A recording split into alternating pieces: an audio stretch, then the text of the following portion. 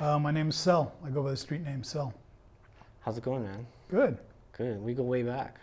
Way back, dude. Yeah. I did the math today. How long is that? 33 years. Really? Yeah. That's crazy. Yeah. Time flies. I did it by 1988. Yeah. And then I was like, yeah, or 87, one of those. And then if people wanted to look at your work while we talk, you have a website that's punkrockzen.com. Correct.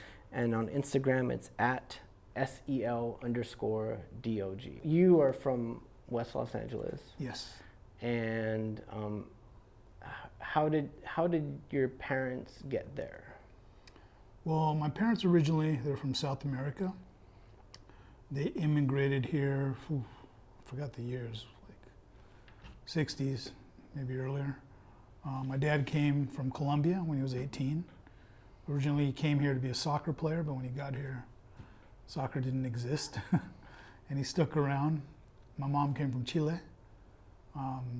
She was a ballet dancer and was looking to come to LA, stay with her brother, gather some money, and go on to Paris to dance. But she met my dad and he hooked her in. And then there you go. That's how they ended up in LA. Cool. They were, I think they settled in Culver City around then. And then when I was born, barely remember that house. I think it was around like where the Helms Bakery is in that area. And then they moved over to like Westwood Boulevard. Sure. And Coventry. That's like by National, I think it is, yeah. And then that's kind of where I started to grow, where I remember growing up and was all around that area, Mar Vista Park, Rancho Park, I played soccer at, and Palms Park, I used to ride my BMX bike. Sure. All that. I wore my West LA uniform just for you. I wore Vans, Nice. Levi's, and a white shirt. Yeah, you got your Rip City. And I got Rip City, Yeah. So I was like, I gotta represent. Yeah, man. So you went to uni high school. I did. And you got kicked out of uni high school. I did. Well, why did you get kicked out of uni high school? There was, I got kicked out for graffiti art. Right. I was a graffiti artist going around, bombing the city, bombing the school. And it was actually the first day, the second semester of my junior year. And in homeroom, the dean came in, handed the teacher a note. She looked at it, said, yeah, he's right there. Called me up, said, grab your backpack, come with me. I was like, here we go. But there's more to that story. Like you did a piece, like you bombed the yeah, school. I did a big, one of the big pieces at the school. And at that time, there wasn't really, graffiti art didn't really exist, you know. My generation of friends and the artists that we were kind of the first wave of it in LA. There was two pieces prior to the one I did. Then I did mine, and then Risk actually went to school together. He did one, he used to write surf. He did one like all over the lockers in the hall, going up the stairs. But yeah, I did a pretty big one there, and the students appreciated it. The staff didn't really appreciate it. But so it ended up to me getting kicked out. Didn't you keep it low key for a while though, right? Like only Yeah, a few so people people knew. Yeah. And it went on for, almost a year. Right. Until they finally caught me. Yeah. I heard there was like reward and all kinds of shit. Yeah. But you know, looking back, it was actually one of the best things that happened to me, because up until that point, nobody really focused on me being an artist. There was like one art class in the school, which is a huge school.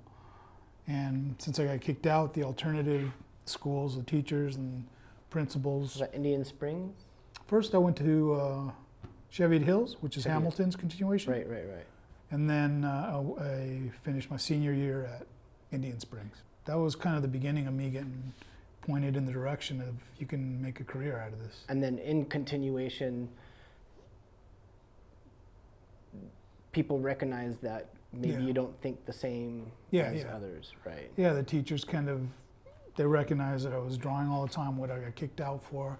They actually wanted to see my drawings, were interested. And one of the teachers I remember took me and a group of students to kind of like a portfolio day where all the art colleges were there to look at students' portfolios and see what was up. So we're getting feedback, and I almost didn't really realize there was art school up until that point. Another teacher took us to NBC Studios, and we saw like graphic designers and people that did the credits for the shows and everything, and that was really eye-opening as a kid, you know, being in high school. I really didn't know anything about that. You know, for me, being an artist was just showing in a gallery, and that was about it. Right. And what even inspired you to start like writing in the first place? I've always been into art. I always liked lettering. Like in junior high, I used to copy all the band logos, and I loved Yes, the band Yes. Their logo was really cool. That one really looked like graffiti if I look back at it. Then you know, I got into punk rock and copying Rick Clayton's skulls and all Pusshead, all the different punk artists, Sean Carey. And then when I saw graffiti art, the movement in the letter and the color, the bright colors, really grabbed my attention. It's funny, you know, you mentioned, you know, Pusshead and Rick Clayton, and then you were doing your own flyer work for your band, and I assume other bands probably. Yeah. And I would copy your flyers, like, so it's like that lineage going down. And I remember, you know, I used to show it to Mike O'Leary and be like, check it out. And I would like Xerox copy it, right? I didn't want to do any creative alterations to it. I wanted to like pay homage, and I would show it to him. And he's like, oh man, all right, cool, you know? Yeah. And so, like, I could still draw your skull with my eyes closed now. I've drawn that thing so many times. Every Peachy folder, every math book, you know. So it's cool. It's cool to sit here with one of my heroes. Right? Oh man, thank you. I appreciate that. Yeah, you're welcome. Well, your tag is basically your signature. It's like your stylized name, whatever you call yourself, the way you sign it. Generally, people do it their own, one particular way and perfect it, try to get it. And so that's like, some people don't do it so well, just scribble it, but I really love a beautiful tag to this day. And now, you know, guys capture the flair of the spray paint and the cap they use. So it's almost, I see it almost like, you know, Japanese calligraphy where the stroke dies off at the end. And some guys do amazing stuff. It's really beautiful. I think the different hand styles people have is, I really love it, but the tag is basically your signature. You know, it's almost like your logo. Sure. Yeah. The throw up is like the next step up. It's kind of started as a bubble letter, and the evolution in graffiti in New York kind of came that way. Everybody started just writing their names on the subways and around the city, just tagging it, and to one up each other, started doing bubble letters. Then the next guy put like a drop shadow, next guy put a drop shadow and a cloud around it, next guy added color to it, and just kept evolving, 3Ds and all kinds of stuff. And that's kind of the basic evolution of it, from the tag to the throw up, which is just the bubble letter, maybe with a fill. And let's not forget time. Yeah. Right? You don't have a lot of time. Yeah. Right? So the throw ups were really, it was a quick way to get your that train's gonna bigger. Leave. Yeah. Or police or neighborhood or whatever.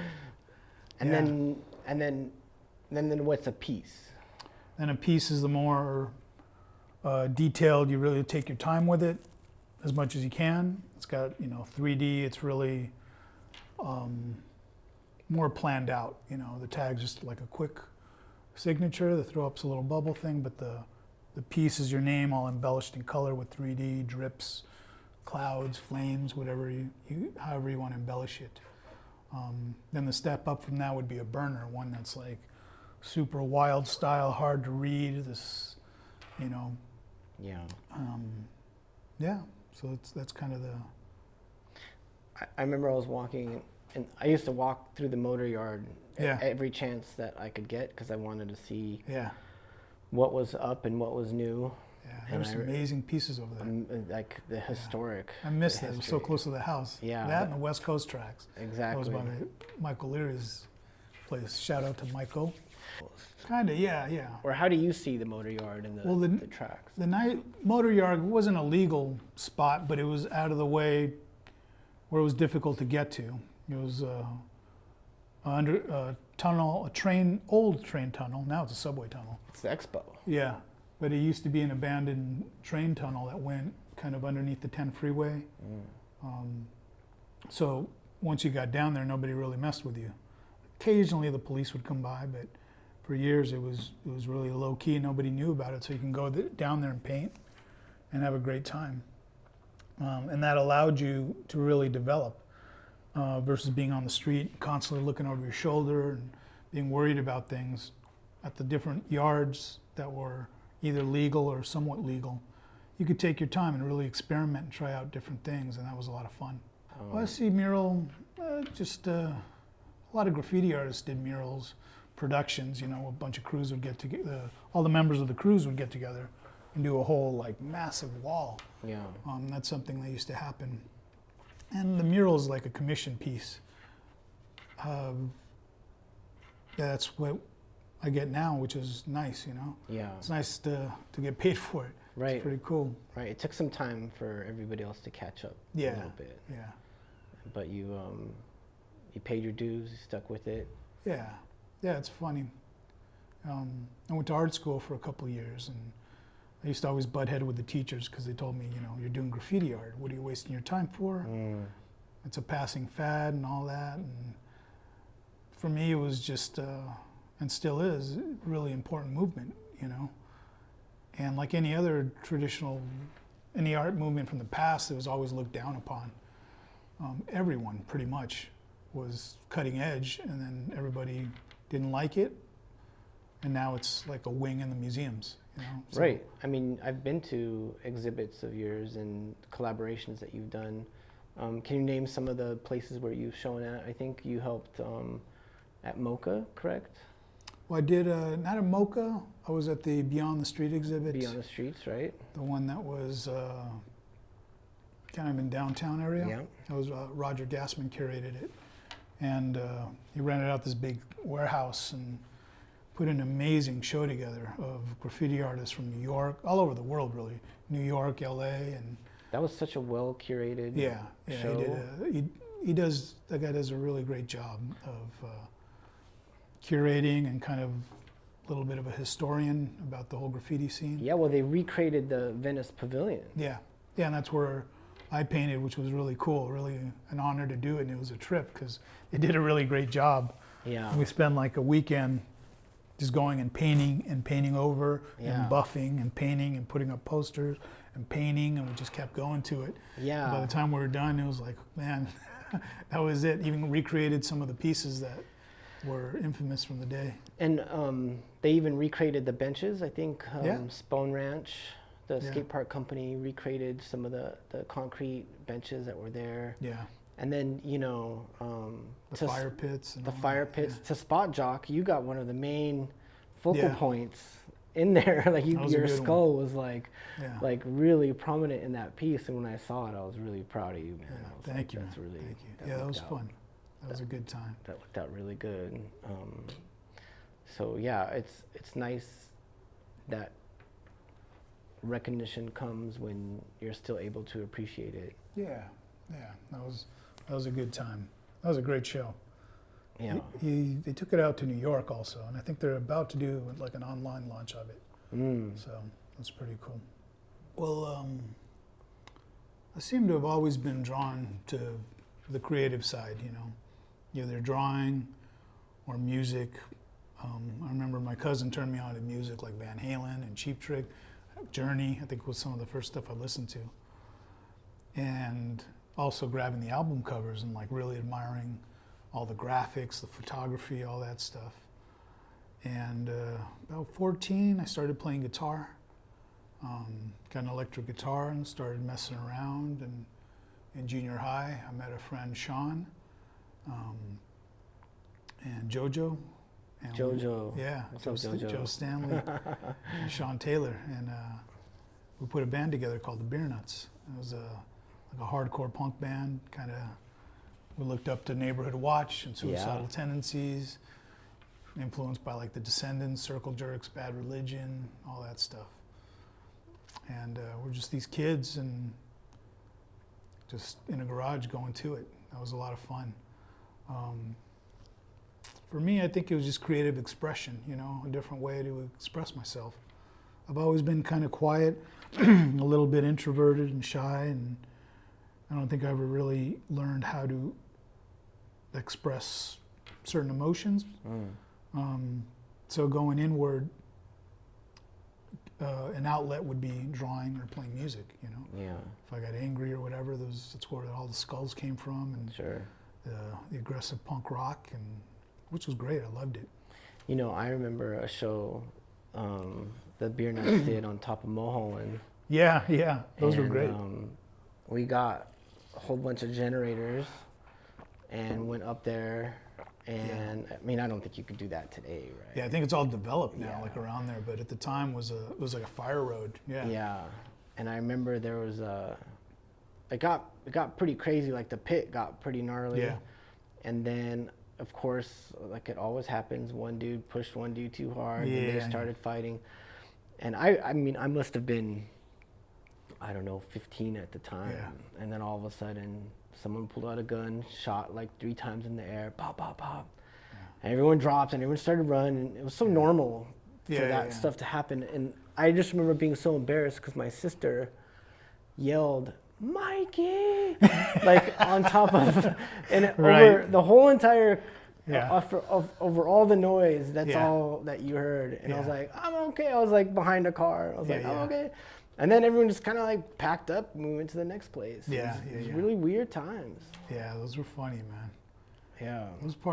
Some of those parties were fun though, when there wasn't trouble. Yeah. And it was, off this fire road up into Mulholland. Yeah. There was nothing around. We took a generator and a few kegs of beer and good times. I mean, with the name, the Beer Nuts, right? Yeah. You got to. Did you feel at a certain point that you outgrew like that brand, like the Beer Nuts? Like did you feel like you were held to be like, okay, I must drink all the time and take it to excess? And then Well, I definitely did that. mm-hmm. My teenage years, I drank a lot, partied a lot. I think I kind of, both musically, creatively, I just kind of wanted to go in a different direction. I love punk rock, still love it, but I was like, what else is out there? Let me do some other stuff. You know, it's not the only thing I wanted to do. There's more than 3 chords. Yeah.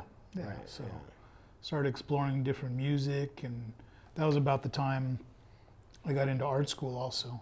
So I was starting to get exposed to different kinds of art, different artists.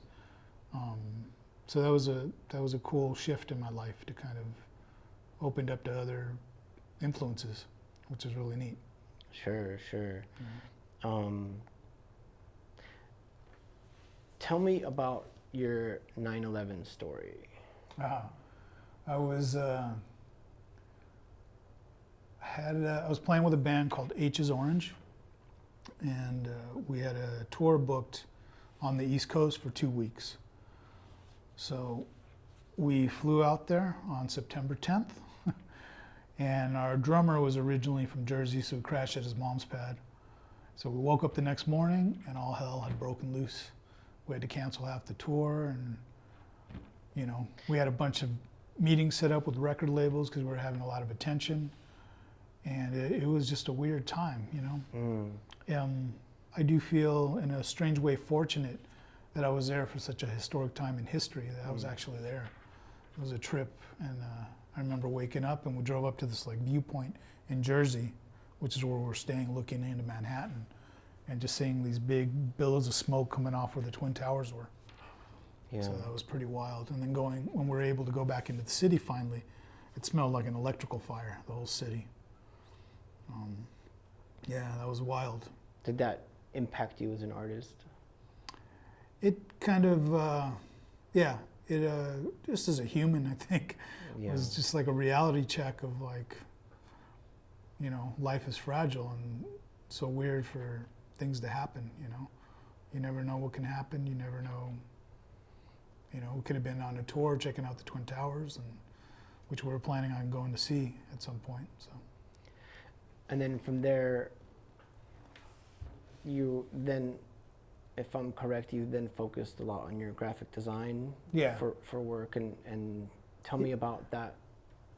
So after art school, I went to art school for about 2 years. And then just from butting heads with my teachers so much, I ended up bailing. I didn't graduate. And just did little odd jobs here and there and got burned out. I was like, I got a creative side that is going to waste. I was just trying to support myself for the music to happen. I was really focused on that. So I decided to go to SMC, and I studied like Photoshop and different graphic programs. And from there, I grabbed the Yellow Pages at the time and started cold calling graphic design studios, and got a hold of one and asked if they needed an assistant or apprentice. I was a student, and this guy said, come on in. I had a meeting with him, and he took me under his wing, and we became great friends, and he was a great teacher, and I was there for like 6 years. Wow. It was Jim Scott, great dude, man, still homies. Oh, good. I talked to him today, actually. Really? Yeah. That's awesome. Well, during that time, because he had a design studio, and we did stuff for different record labels, indie labels, a few majors, and did like CD covers, some packaging, did different clothing companies. Did you get to do any graphic design for some musicians that you had admired? Not at that point. Mm-hmm. I was still kind of learning, and the cool thing was I kind of learned from the ground up. I went from scanning like photos, learning how to do that, then learning how to cut them out. And I completely learned from the ground up, which I really appreciate. Then I ended up working at a company that designed the music awards that go Sure. platinum. And there I did stuff for any number of people, Foo Fighters, Nicki Minaj, I think Eminem too, right? Eminem, Yeah. Lil Wayne, Right. a bunch of people. That's cool. I've done different things, I like meditating. I've gone to counseling, studied with different courses. I study martial arts, practice yoga. Right. Well, martial arts, that's been a big one for you. That's been a Yeah. constant, right? Yeah. You've been doing that, I think, 20 plus years now? 15 years. 15 years, yeah. right. And that was a good one. That was definitely impacted my life in a good way. Yeah. And it was, in terms of like learning to get out of my own way, it really showed me to take responsibility for yourself, and I'm in control of my own choices. Sure. If I'm in the dojo and we're sparring and I get hit, I didn't block it. It wasn't that the guy hit me, it was that I didn't block it, So kind of that kind of attitude and that kind of perspective on things really, especially when you get hit a few times, makes you wake up. Does the counter also apply, like knowing when to strike? Yeah. There was a particular time where I was training with my sensei, and he locked me up, had me in a wrist lock and took me to the ground. And he said, get up. And I was trying, he's like, get up, get up. And I kept moving around, and he kept adjusting, not letting me get up. And I said, I can. He said, yeah, you can. And I kept trying, and finally he let me go. And he said, don't ever give up. He said, there's an opportunity, and you got to wait for that opportunity to present itself. And when it does, you jump, and you react to it, and you come full force. And I was like, whoa. And then I took that as like a metaphor to life. Like, don't let anything stop you. Keep pushing, and there's going to be a crack. There's going to be opportunity, and when that's in there, you slip in. So, like in ways like that, my mind always thinks that way, and I'm always looking for,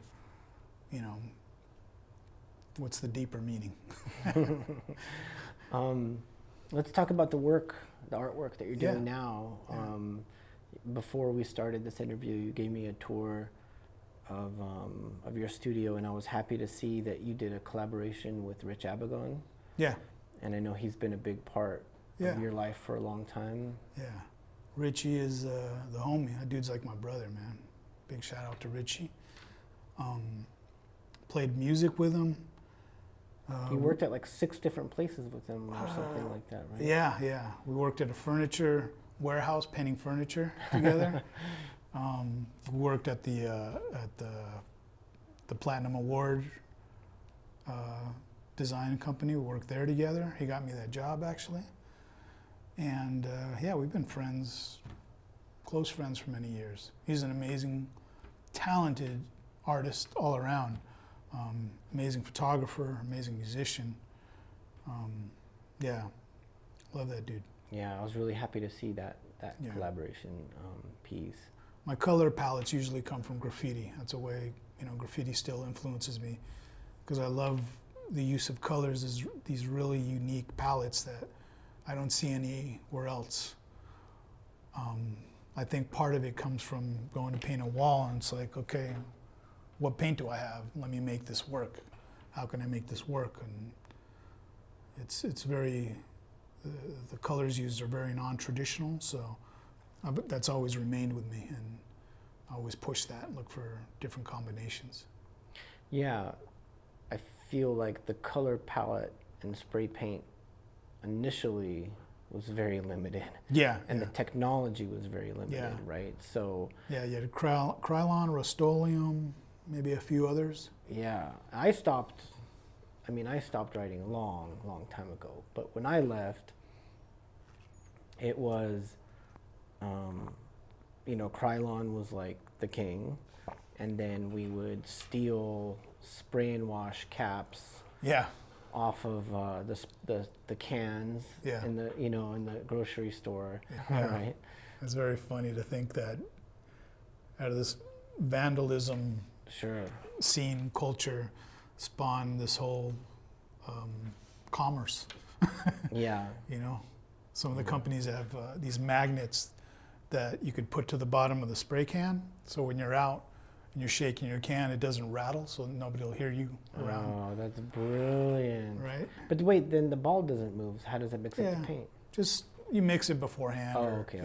All right. But at least when you're moving around and you're moving fast, you don't hear. Or if you're running, Yeah. I wish I would have known that back in the day, because when I was stealing cans, that was always the biggest Yeah. fears. You wanted to walk fast, but you didn't Yeah. want enough to where it was Yeah, rattling. yeah. I never thought of that. Yeah, Yeah. that's brilliant. Yeah, that's pretty cool. Yeah, it's very funny. It's funny where it's gone. Mm. They got special backpacks that hold a certain amount of spray paint and your computer and everything. Right. Yeah. So, your paintings now are a mix, right? You do painting, you do spray painting, you do Yeah. some brush work, you Yeah. do some. I even saw now you're getting into sculpture. Is that Yeah. relatively new? Is this your first time diving into sculpture? or- I've played around with it before. I haven't dove into it seriously because I never had the space for it. Sure. Now that I got the studio, I got so many ideas that I want to try and get into.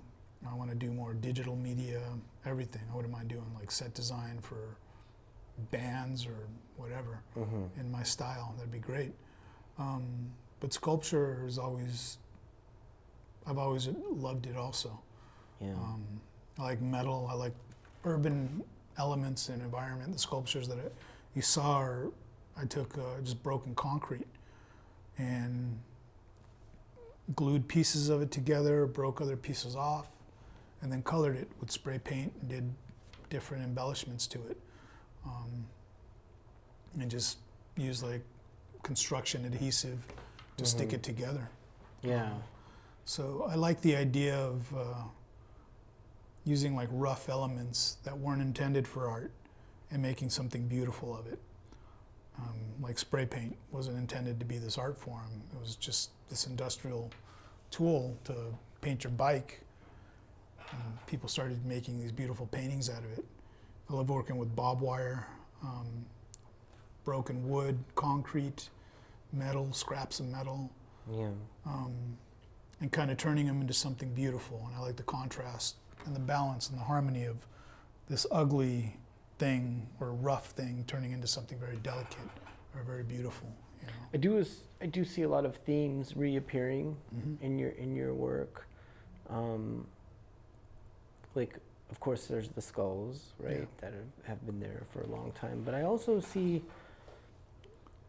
a lot of variations of introspective people within your pieces. A lot of them are in hoods. To me, the hood kind of represents, you know, kind of this hiding, deep in thought, almost mystical. I kind of see them like urban monks in a way. I remember like going out at night as a kid and running around downtown or Hollywood and going to get my name up and doing graffiti, and you'd meet these trippy people, Sure. homeless or whoever, in hoods and, Yeah. you know, mystical, maybe crazy, maybe shaman, I don't know. Some of them were like always interesting conversations. And that always stuck with me, you know. And the hoodie always stuck with me, and the hoodie's become so iconic, you know. It went from this like street thug thing to like couture on fashion runways. Sure. And, It's a hoodie. yeah, Everybody Yeah. has a favorite hoodie. yeah. You know.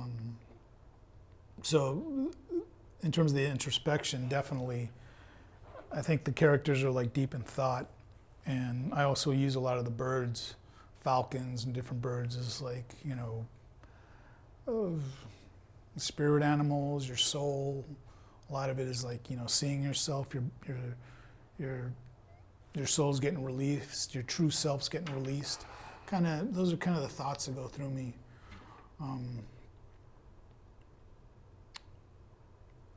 There's one of a kid that I got with the falcons circling around his head. He's also like deep in thought. The splatters all around him also. It's you know, Sure. the graffiti influence there. Yeah, but it's definitely in my own look at life. I've always looked for a deeper meaning and my own Yeah. truth, you know. Another theme that I notice is like there's oftentimes a dichotomy in your work, like a yin and a yang, Yeah. and well, sometimes quite literally, right? Yeah. Like I think one of your most recent pieces, well, one you self-identify with your website as punk rock zen, right? Right. And there's like there's a yin and yang aspect to that. Yeah, the And name then itself. The name Punk itself, rock, right? zen. And then there is the piece that is really recent of a Buddha and a skull Inside the and yin yang. inside the yin and Yeah. yang. And so, tell me, what are your thoughts when you're creating those pieces? Well, I always, again, it's like that roughness and the beauty mixed, you know, finding a harmony between the two.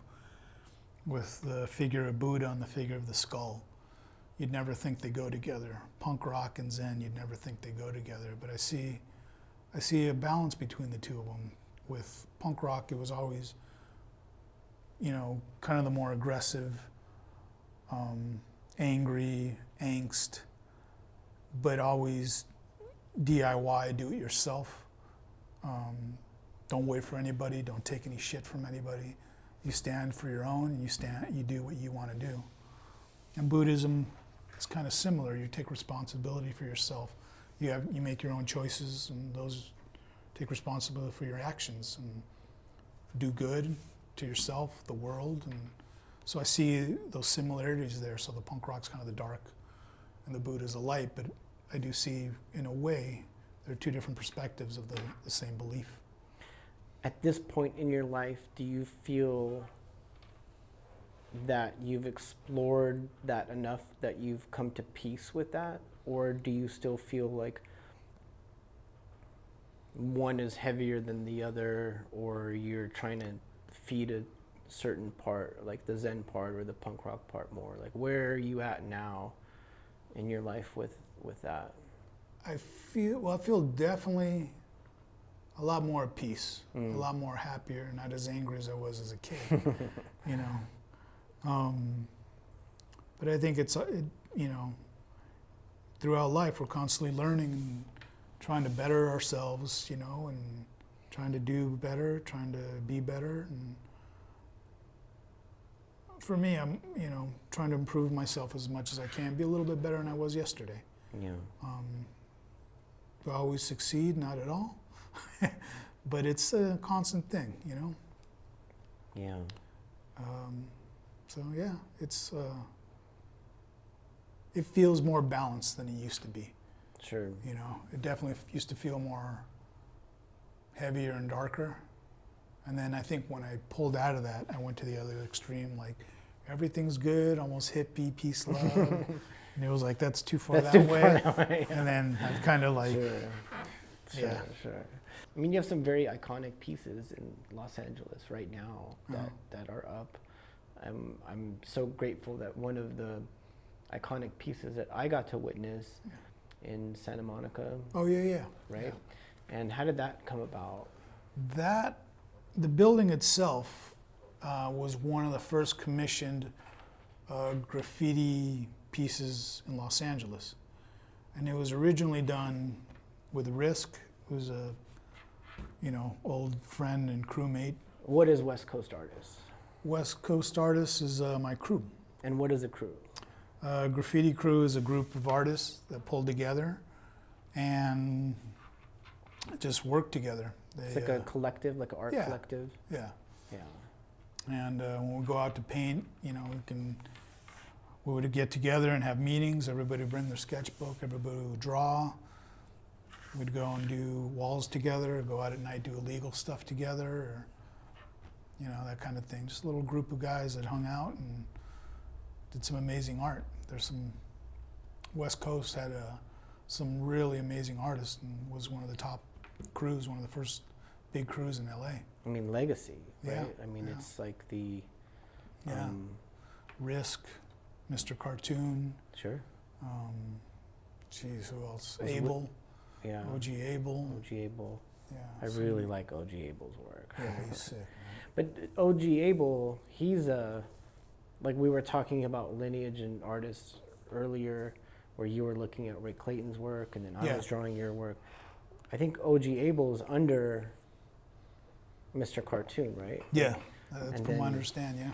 Yeah, and then I think there's an interview, I don't want to speak out of turn, but I think there was an interview where Mr. Cartoon was like, okay, this guy's next level. Yeah. Or at least next generation for sure. Yeah. Right, and so that's pretty cool. So back to that piece, that wall. Well, first back to West Coast Artists. I wanted to take a little bit of a deeper dive into, I guess I really wanted to illustrate how important that crew was to the Los Angeles graffiti culture and worldwide as well. Like the influence of Risk and you, and was Whisk in West Coast Artists too? Yeah. Whisk, Minor, Rival, PJ. And it started at Pan Pacific Auditorium, which was an abandoned theater in the Fairfax district. And graffiti artists were going there and painting, and there was a couple security guards there, and they used to chase the guys out, and we're like, these guys are doing like this amazing work. And I think they reached out to the owner and said, look, these kids are coming in anyway, but they're not necessarily vandalizing, they're like putting up these beautiful works of art. Let's just let them do it. And they said, okay. And it turned into like one of the first legal yards in LA. Wow, shout out to those security guards. Yeah. And it was a big, you know, auditorium that like Elvis used to play at and concerts used to happen at. So all the outside perimeter of the place was, or half of it actually, was all bombed up with graffiti. And that's kind of where West Coast Artists came together.